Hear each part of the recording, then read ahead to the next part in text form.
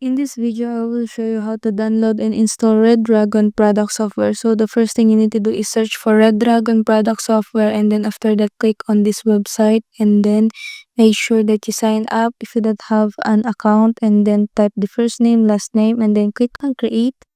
And then after that scroll all the way down here on the software, and then you will see the softwares here. Like for example, this mouse, and we also have a keyboards here, and then you can choose here keyboards, combos, headsets, and accessories. You can also search a products that you have here. So for example, we will choose keyboard, and for example, I have this.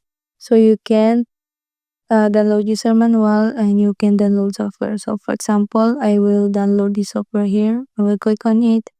And then once it's download, I will click on it again. And then wait for the loading. Click on next. Click on next again here, and then click on install, and then click on finish. And that's it. You can also download user manual, and that's it. It can help you. Please like and subscribe.